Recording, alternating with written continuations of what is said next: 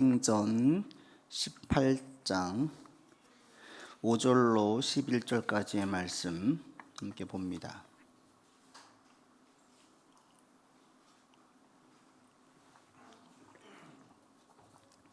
(5절로 11절까지) 한 절씩 교독하겠습니다. 실라와 디모데가 마게도냐로부터 내려오매 바울이 하나님의 말씀에 붙잡혀 유대인들에게 예수는 그리스도라 밝히 증언하니,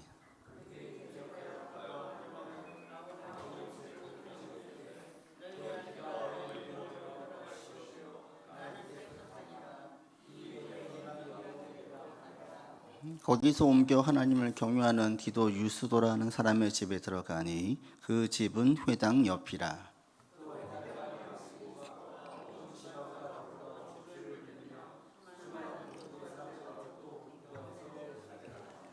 밤에 주께서 환상 가운데 바울에게 말씀하시되 두려워하지 말며 침묵하지 말고 말하라.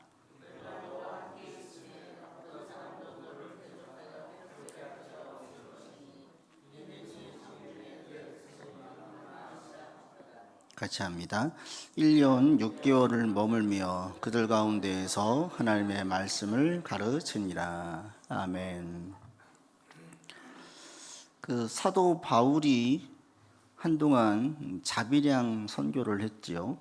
자비량 선교라는 것은 자기가 돈을 벌고 그 돈으로 생활하고 사역하면서 사는 사람들을 말하죠.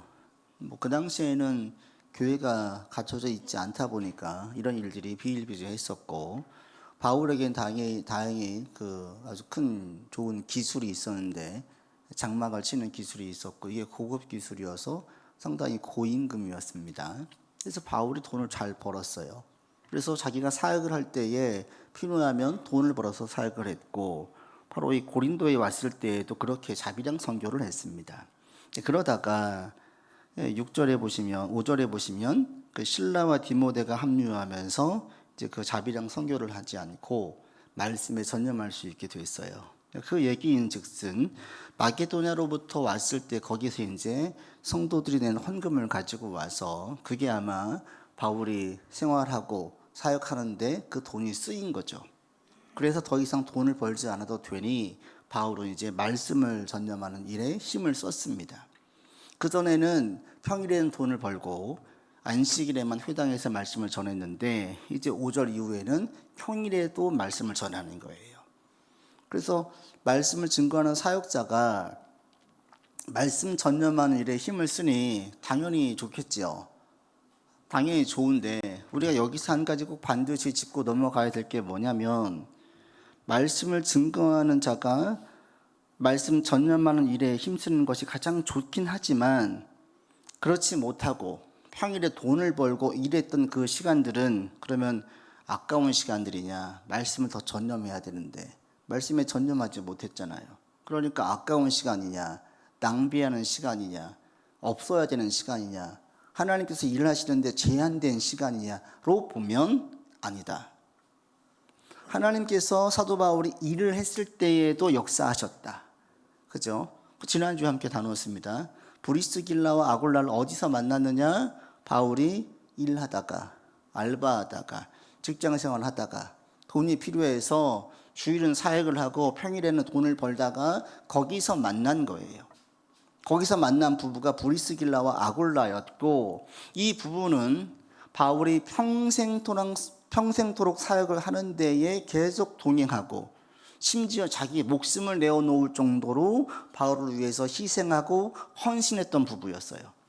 동역자를 잘 만나는 것도 큰 복인데 그게 하나님의 세일 가운데 하나인데 어디서 이 일을 하셨느냐? 평일에 돈 벌 때 했다라는 거예요. 그러니까 그 시간들이 결코 헛된 시간이나 낭비의 시간이 아니다. 우리도 그런 생각을 할 때가 있어요. 내가 어떤 원했던 일이 계획대로 되어지면 하나님께서 그 상황을 잘 쓰신다라고 생각을 해요. 그런데 내가 계획했던 대로 일이 진행되어지지 않으면 그 상황 속에서는 하나님이 일하시지 않는 것이라고 생각할 때가 있어요. 또는 그 시간이 아까웠어. 그런 시간이 없는 게 나았을 텐데. 이렇게 생각하시는 분들이 있어요. 아니다. 우리의 뜻대로 되든 우리의 뜻대로 안 되든, 상황이 괜찮아서 말씀에 전념하든 상황이 여의치 않아서 돈을 벌든, 이 모든 상황에서 하나님은 일하신다. 그러니까 여러분이 이것 분명히 먼저 깨셔야 돼요. 일말에 그런 시간들이 있거든요. 말씀을 증거하는 시간은 귀한 시간이고, 말씀 전하지 못하고 돈 벌었던 바울의 시간들은 조금 아까운 시간으로 생각하기 쉬운데 아니다. 하나님은 말씀을 전념할 때도 일하셨고 바울이 돈을 벌 때에도 일을 하셨다. 그러니까 여러분이 첫 번째 중요한 게 뭐냐면, 상황 속에서 일하신다고 보지 마시고 하나님은 모든 상황 속에서 일하신다. 내가 계획했던 대로 일이 풀려지는 상황이나 풀려지지 않는 상황이나 하나님은 다 일하신다. 그러니까 중요한 것은 뭐냐면 상황이 아니라 내가 그리스도 안에 있는가, 이게 제일 중요하다. 지난주 말씀과 일맥상통하죠. 우리는 결과를 대단히 중요하게 여겨요. 결실이 있으면 감사해요. 결실이 없으면 하나님 왜 그래요? 라고 의심을 하거나 회의에 빠져요. 결실에 지나치게 매몰되어 있으니까 그렇죠. 결과가 있을 때만 하나님께서 우리를 사랑하시느냐? 아니다. 지난주 말씀을 드렸어요. 중요한 것은 결실이 있느냐 없느냐보다 더 중요한 게 뭐다? 내가 지금 주의 말씀을 귀히 여기고 있고 주의 말씀을 지표 삼아서 따라가고 있는가? 그러면 잘 가고 있는 것이니까 계속 가라. 그러면 결실을 보일 때가 온다. 심지어 오늘 본문처럼 내가 원하는 결실이 없어도 하나님 계속 일하고 계셨다. 이거예요, 이거. 그래서 우리에게 상황이 중요한 게 아니라 결과, 성과가 중요한 게 아니라 내가 지금 그리스도 안에 있는가, 주의 말씀을 따르고 있는가, 하나님의 말씀을 지표 삼아서 안내 삼아서 가고 있는가. 여기에 예스라는 답이 나오면 잘 가고 있으니까 계속 가자. 그러면 결실을 풍성하게 맺을 때도 있고 결실이 내가 생각했던 것보다 적게 맺을 때도 있고 때로는 빈손일 때도 있다. 그렇지만 그 모든 상황 속에서 하나님은 여전히 일하신다. 그리고 하나님은 가장 크게 일하실 때가 언제냐? 빈손일 때다. 빈손일 때. 사실은 왜? 빈손이면 주님밖에 쳐다볼 분이 없어요. 뭔가 결실이 가득하면 그게 눈에 확 들어와가지고 이걸 의지하기 쉬운데, 빈손일 때에는 더더욱 더 간절하고 절박하게 의지할 수밖에 없어요. 근데 그때에 주님이 역사하시면 대단히 크게 보이죠. 가진 게 많을 때 하나님이 역사하시면 여러 가지 것 중에 하나로 보이는데, 아무것도 없는데 하나님이 역사하시면요, 그거밖에 안 보여요. 가장 크게 보여요. 그래서 하나님이 가장 크게 역사하실 때가 언제냐? 빈손으로 걸어갈 때예요. 빈손으로.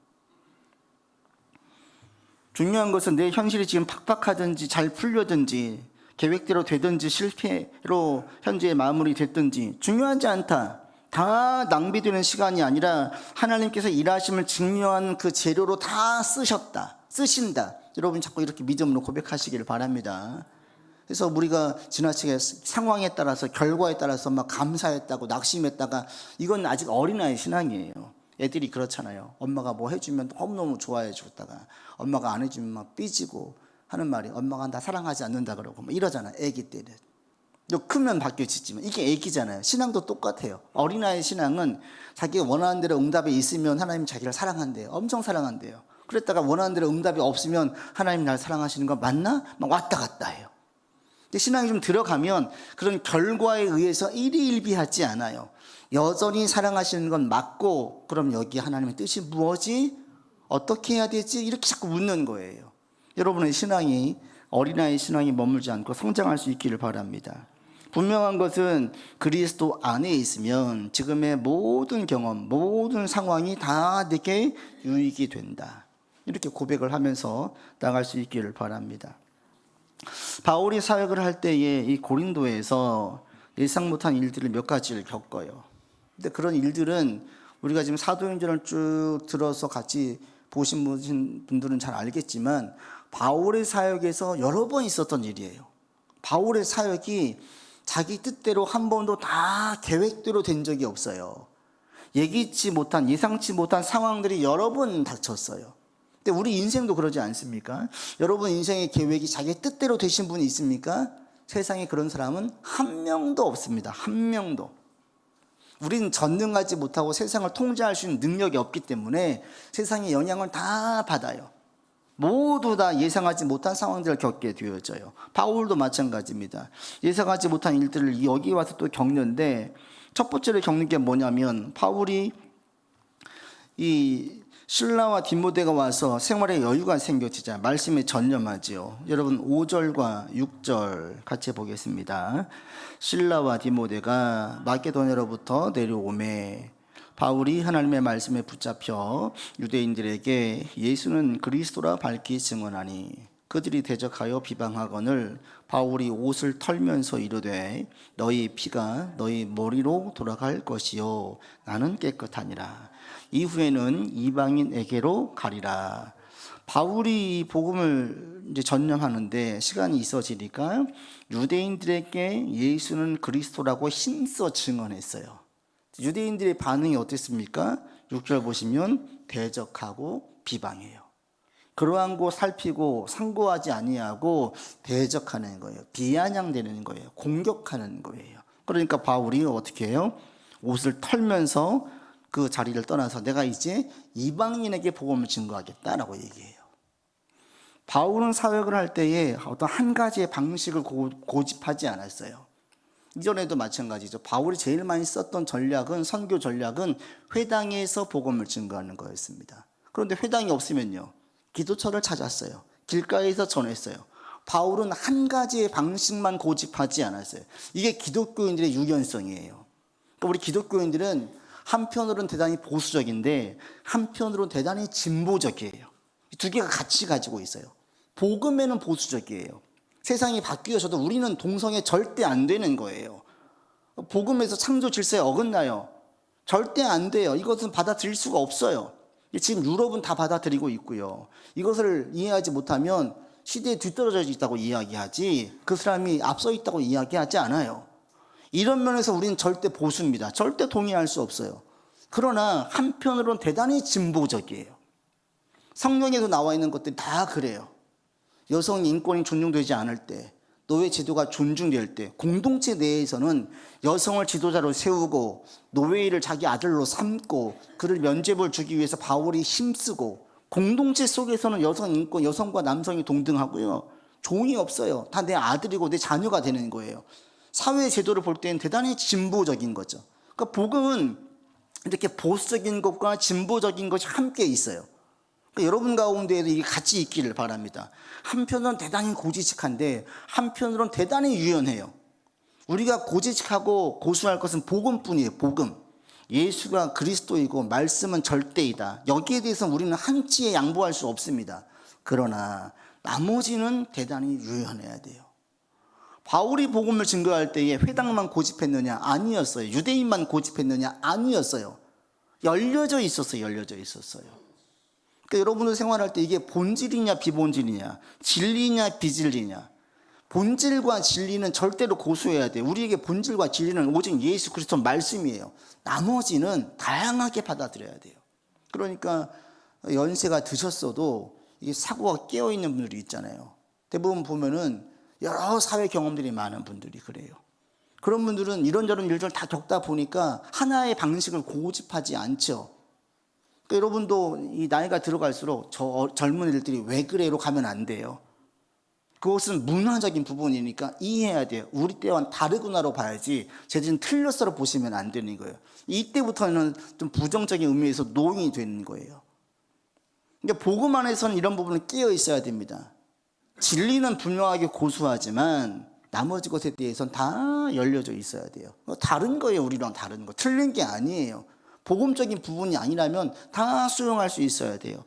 바울이 이제 그런 관점이었고, 그래서 우리 가운데도 이런 기독교적인 유연성이 필요하다. 그러니까 여러분 삶에서도 내 삶에서 어떤 한 가지 방식을 통해서 은혜를 받아서 역사가 있었어요. 계속 그 방식만 고수하면 안 돼요. 바울이 회당에서 역사를 보았지만 때로는 회당에서 역사를 보지 못할 때가 있어요. 고집하지 않습니다. 기도처 그냥 강가로 가요. 그냥 길가에서 전해요. 심지어 감옥에서도 역사가 있었어요. 하나님의 역사와 능력은 한 곳에서만 있지 않다. 한 가지 방법으로만 있지 않다.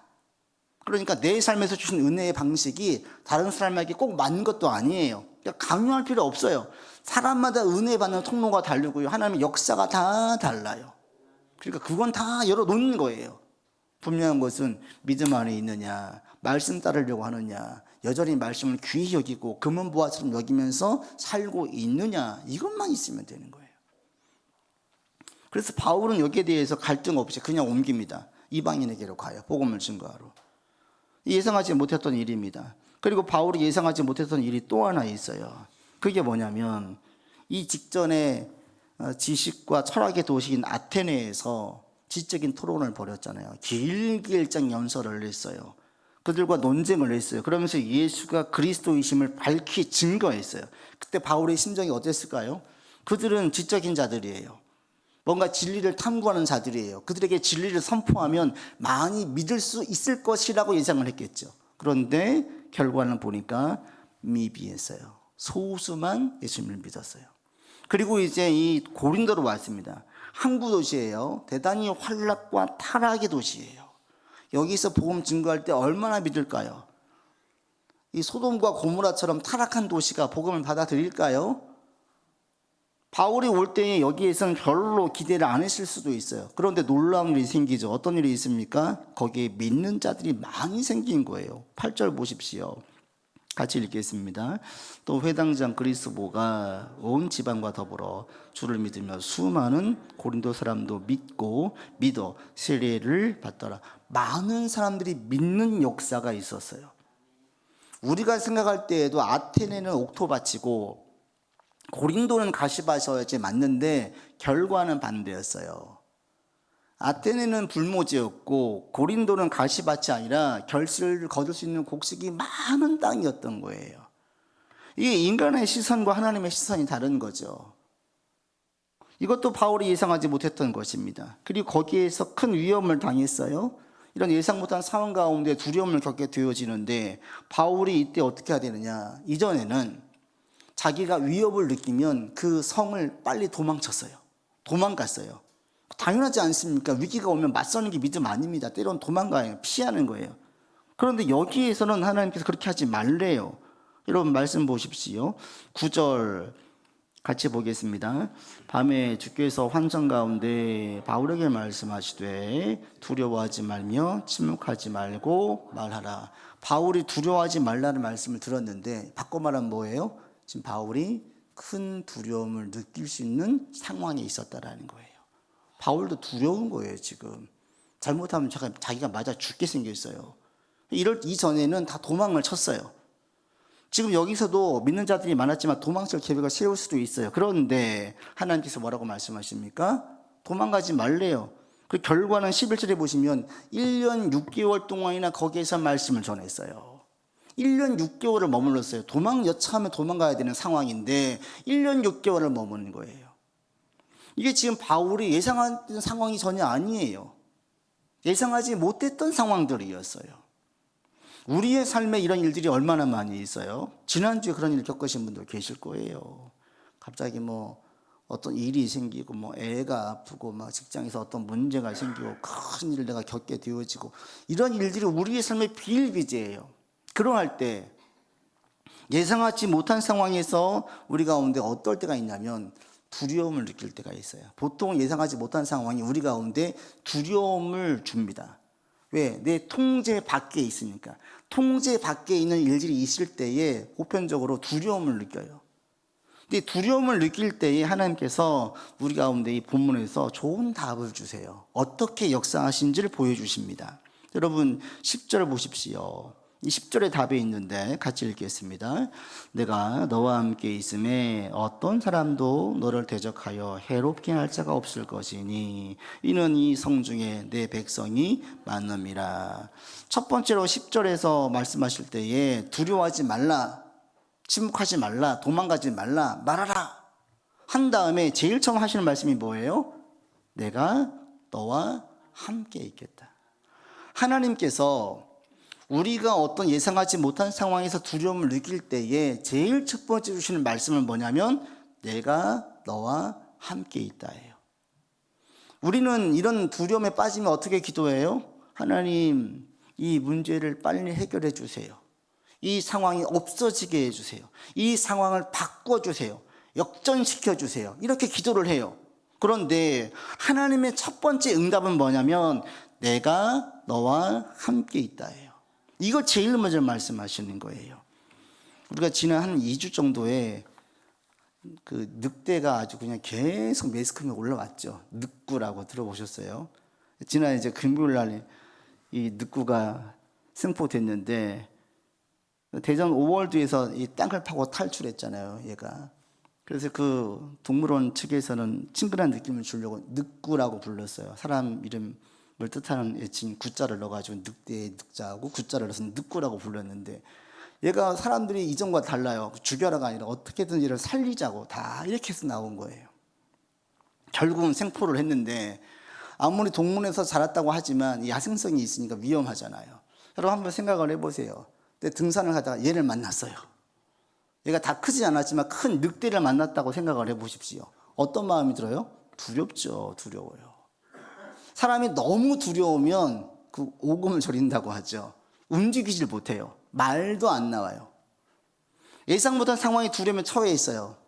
딱 만났어요. 그런데 그 옆에, 내 옆에 누가 있었냐? 그 늑구를 키웠던 조련사가 있다라고 생각을 해보십시오. 뭐라고 하겠어요? 괜찮아요, 괜찮아요. 쟤를 제가 아는데 제가 키웠어요. 여기서 흥분하거나 과격하거나 도망가거나 그러지 않고 가만히 있으면 돼요. 하지 않겠어요? 걱정하지 마세요. 먼저 이 사람을 진정시키죠. 날 보세요, 날 보세요. 내가 쟤 잘 통제할 수 있습니다. 걱정하지 마세요. 먼저 진정시키고 난 다음에 그 늑대를 자극시키지 않는 행동을 하겠죠. 상황이, 우리가 두려운 상황에 빠져 있을 때 하나님께서 뭐라고 말씀하시냐면, 야, 저기 보지 말고 날 봐봐, 날 봐, 날 봐. 내가 누구냐, 내가 누구냐. 이걸 먼저 말씀하신다는 거예요. 그러니까 우리가 예상 못한 상황으로 두려움에 빠질 때 이것을 해결할 수 있는 가장 첫 번째 믿음의 방법이 뭐냐면, 하나님이 나와 함께 하신다는 믿음의 고백이에요. 그리고 그 하나님이 누구이신지를 계속 묵상하는 거예요. 그분을 찬양하는 거예요. 그러면 그 두려움에서 벗어날 수 있어요. 여러분이 두려움 가운데 하나님이 두려움의 상황들을 개선시켜 주십시오 라고 기도해서 이게 응답되잖아요.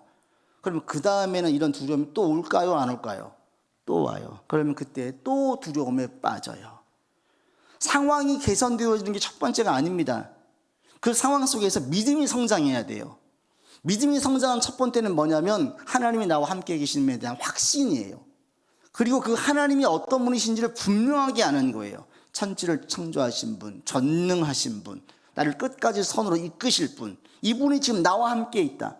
이 믿음의 고백이고 믿음의 확신이에요. 이 확신 가운데 있으면 두려운 마음이 잦아들어요. 이게 믿음의 성장이고, 이런 단계를 거치는 분들이 또 다른 문제가 있을 때 벌벌 떨지 않아요. 그런데 믿음에 이게 없으면 하나님 해결해 주세요, 해결해 주세요만 붙잡잖아요. 해결됐어요.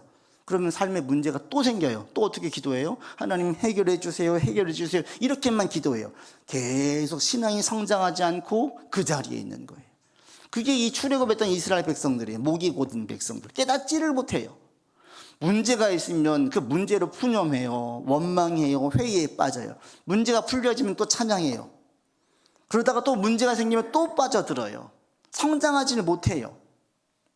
소수의 사람만 그 상황 가운데 믿음으로 성장이 있었습니다. 그러니까 우리에게 제일 중요한 건 뭐냐면, 힘들고 어려워서 두려움을 겪을 때 제일 첫 번째 할 게 뭐예요? 믿음의 고백이에요. 나는 하나님의 자녀다. 하나님은 나를 지키실 것이다. 지금의 상황이 내 삶을 망가뜨리게 하지 않을 것이다. 선하신 주님께서 선으로 이끄실 것이다. 이 믿음의 고백이에요. 그리고 그 시기 동안에 하나님을 찬양하는 거죠. 높이는 거예요. 나를 보지 말고, 상황을 보지 말고 하나님을 보는 거예요. 주님이 그걸 먼저 말씀하시고, 이런 말씀들은 구약과 신약에 동일하게 계속 있습니다. 내가 너와 함께 하겠다. 내가 너와 함께 하겠다. 모세에게도 여호수아에게도 아브라함에게도 믿음의 사람들에게 계속 말씀하시는 게 뭐냐면, 내가 너와 함께 하니까 진정해, 놀라지 마가 첫 번째예요. 여러분도 오늘 이 시간 이렇게 고백하면서 나가시기를 바랍니다. 하나님은 오늘날 나와 함께 하세요. 정말 감사하게도 우리의 행위, 말씀에 대한 준수가 없어도 예수를 주로 고백을 하면 그때 주님께서 우리와 함께 하세요. 이때부터 믿음의 길로 따르면 되는 거예요. 분명한 사실은 주님은 나와 함께 하신다. 함께 하심에 대한 확신입니다. 혹시 여러분 가운데 이걸로 불안해하고 두려워하는 분이 있다면 다시 한번 믿음으로 고백할 수 있기를 바랍니다. 그래서 하나님은 나와 함께 하세요. 언제까지 함께 하십니까? 천국 가는 그날까지 함께 하세요. 그리고 우리를 어떻게 인도하십니까? 선한 길로 인도하세요. 여러분 지금 어떤 어려운 일이 있어요? 죽을 일 아니에요. 우리 인생 망하게 두지 않습니다. 하나님께서 전능하신 분이시고 선하신 분이시기 때문에 반드시 이끌어 가십니다. 이런 믿음의 고백으로 지금의 상황들을 여러분 대응할 수 있기를 바랍니다. 그리고 난 다음에 또 하나 하시는 말씀이 뭐냐? 다시 한번 10절 보십시오. 다시 읽겠습니다. 내가 너와 함께 있음에 어떤 사람도 너를 대적하여 해롭게 할 자가 없을 것이니 이는 이 성 중에 내 백성이 많음이라.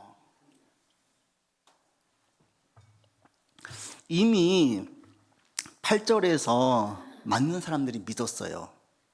이 정도면 충분하죠. 이것도 대성공이에요. 아덴에 비교해 보면 이렇게 많이 믿을 줄 몰랐어요.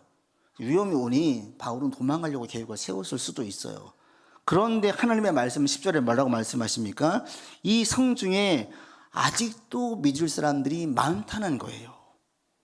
바울은 이렇게 생각하지 않았어요. 바울은 이렇게 이해하지 않았어요.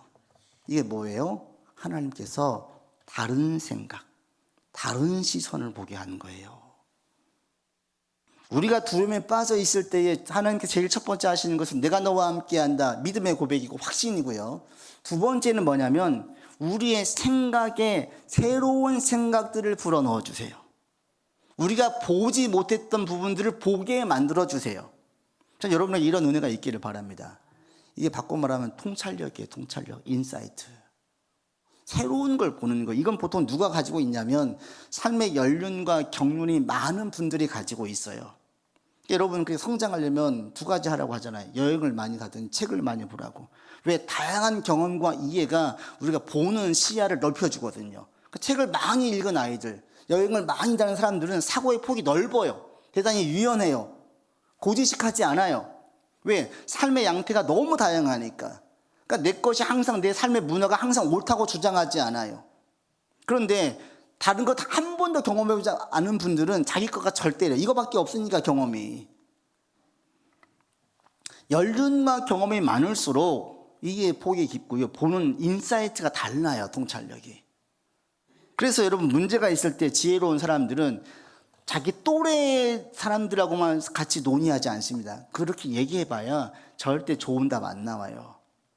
누구한테 얘기해야 돼요? 이런 경험들 충분하게 겪은 경험이 있는 경험자들. 내가 지금 겪고 있는 이 경험, 어려움들을 이미 겪었던 많은 경험을 했던 분들, 나보다 10년, 20년 연배인데 이 경험들 많은 분들에게 얘기를 들을 때에 보지 못했던 것을 보게 되어지고 생각하지 못했던 부분들을 생각하게 돼요. 그리고 그분들과 얘기하다 보면은 많이 놀란 가슴이 진정되죠.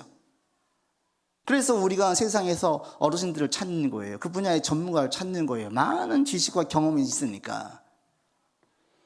그런데 최고의 경험, 최고의 지식을 가지고 있는 분이 누구겠습니까? 당연히 하나님이에요. 세상에서 많은 경험을 하신 분들, 삶의 연륜과 경륜이 있는 분들 얘기를 들으면 대단히 지혜를 얻는데 하나님은 오래 사신 정도가 아니라 영원하신 분이에요. 어떤 한 가지 일을 남긴 어마어마한 업적을 가지신 정도가 아니라 세상의 모든 것들을 창조하신 분이에요. 그분께서 우리 가운데에 생각을 불어넣어 주시고 새로운 시선을 갖게 하시면요, 삶에 70년, 80년 살았던 연륜과 경륜이 쌓인 분보다 훨씬 더 지혜로운 것들을 결정하고 생각할 수가 있어요. 나이는 젊은데 생각하는 지혜는 너무너무 뛰어나. 나이는 젊은데 통찰력이 어마어마해. 누가요? 믿음의 사람들이. 왜? 말씀으로 씨름하면서 하나님께서 불어넣어 주신 생각, 하나님께서 보게 하시는 시선, 이것들을 갖게 되어지고 이게 훈련으로 쌓여지면 세상에서 많은 연륜과 경륜이 없어도 말씀을 지표 삼고 주의 말씀을 깨달음을 얻는 것들을 가지고 따라가다 보니 이게 훨씬 지혜로운 거예요. 하나님께서 우리가 두려움에 빠져 있을 때 하나님 해결해 주세요. 해결은요, 서서히 와요. 해결이 먼저 아니에요. 상황 변화가 먼저가 아니에요. 하나님은 그 상황을 통해서 우리 믿음이 성장하기를 원하시고요, 하나님을 더 의지하기를 원해요. 그런 재료로 사용하십니다. 우리 문제만 해결되기를 바라죠. 아니에요. 그걸 좋은 재료로 쓰시는 거예요. 하나님의 위대하심, 선하심, 우리와 친밀한 관계를 맺고 싶어 하심, 이런 것들을 겪는 소재로 다 사용하시는 거예요. 그러니까 거기에서 하나님은 제일 첫 번째 상황을 바꿔주시지 않습니다. 우리 믿음을 점검하게 하고 주를 의지하게 하고요. 두 번째로 새로운 시선을 가지게 해요. 항상 불평불만을 통했었어요. 왜 이래? 나는 왜 이거밖에 안 되지? 그런데 아니에요. 다른 면을 보게 해주시는 거예요. 늘 자식이 왼수였었어요. 저게 내 가시였었어요. 근데 아니었던 거죠. 새로운 면을 보게 되어지면 이게 은혜의 도구가 되는 거예요. 제가 많은 분들 상담하다 보면서 제가 제일 많이 했던 말 중에 한 가지가 뭐냐면, 여러분에게 있는 성격과 기질은 다 좋은 면이 있고 안 좋은 면이 있습니다. 들어보신 분들도 계실 거예요. 제가 워낙 많이 해요. 모든 성격은 보니까 일장일단이 있어요. 좋은 면도 있고 안 좋은 면도 있어요. 그러니까 우리에게 있는 성격을 좋은 면을 극대화시키고 안 좋은 부분을 내가 통제하면 돼요. 그게 나를 주장하지 않도록. 우리에게 주신 기질과 성격은 하나님께서 주신 것입니다. 그러니까 다 좋은 거예요. 잘 쓰면 되는 거예요. 이렇게 새로운 시선을 믿음 안에서 갖게 되어지면 이게 은혜입니다. 이게 은혜. 여러분에게 이런 은혜가 있기를 바랍니다. 그래서 믿음 안에 있으면 첫 번째 이 믿음에 대한 고백이 있으면 삶의 내용에 대한 해석들이 달라지기 시작해요. 재해석이 되어져요. 재해석이. 과거에는 항상 그것이 어떤 부정적인 생각 또는 내 자신감을 갖게 하는 생각으로 있었다면 이게 바뀌어지기 시작해요. 이게 믿음의 역사의 시작입니다. 여러분에게 이런 새로운 하나님의 시선, 새로운 생각들이 있는 그런 은혜가 있기를 바랍니다. 이 은혜가 있을 때에 주께서 우리에게 그 어려움들이, 얘기치 못한 상황들이 믿음을 성장하는 시기로 삼으신다. 그리고 나면 상황을 바꿔주세요. 상황 바뀌어지는 것은 그 다음이에요. 이렇게 이끌어 가신 하나님의 역사를 보게 되어집니다. 우리가 이렇게 하나님께 의지하면서, 여러분 상황 가운데 지금 어떤 두려움이 있습니까? 두려워하지 마십시오. 그리고 분명히 붙잡으십시오. 내가 지금 손 붙잡고 있는가? 주님 손 붙잡고 있는가? 주님이 나와 함께 하는가? 그 주님이 어떤 분이신가? 거기서 마음을 가라앉히시고 그 다음에 이것을 내가 어떻게 볼 것이냐, 할 수 있으면 말씀을 더 묵상하시고 하나님의 위대하심을 묵상하시고 말씀을 통해서 상황을 보세요. 그리고 가능하면 이것들을 잘 해결해낸 믿음의 선배들이 있다면 그분들의 해석, 그분들의 시선 한번 들어보세요. 난 이렇게 보고 있는데 이 일들 똑같이 겪었던 나보다 10년, 20년 더 믿음의 선배들, 신앙으로 씨름했던 분들 어떻게 해석을 하는가? 그분들의 해석이 나보다 훨씬 더 뛰어나거든요. 그런 것들을 내가 참고하면 많은 지혜를 얻게 됩니다. 이런 은혜가 여러분들에게 있기를 바라고, 이런 열린 마음과 지혜가 여러분들에게 있기를 바랍니다. 기도합시다. 아버지 하나님, 우리에게 있는 모든 상황이 다 우리에게 유익을 줍니다. 내가 그리스도 안에 있을 때 주께서는 이 모든 상황을 사용하심을 우리가 믿습니다. 지금의 나의 상황이 형통하든 형통하지 않든 주께서 쓰시는 데에는 아무 문제가 없음을 알고 두려워하지 아니하고 담대하게 나아갈 수 있게 하여 주시옵소서. 우리의 믿음을 굳세게 하사 주께서 나를 붙잡고 계시고 나를 통해 일하실 것임을 의심하지 않는 믿음을 더하여 주시옵소서. 이 믿음 가운데에 새로운 시선, 새로운 생각들을 가지기를 원합니다. 보지 못했던 것을 보게 하시고 품지 않았던 새로운 생각들을 불어넣어 주시어 아버지의 생각으로, 하나님의 시선으로 상황을 바라보고 대처할 수 있는 우리 되게 하여 주시옵소서. 우리 구주 예수 그리스도의 이름으로 기도드립니다. 아멘.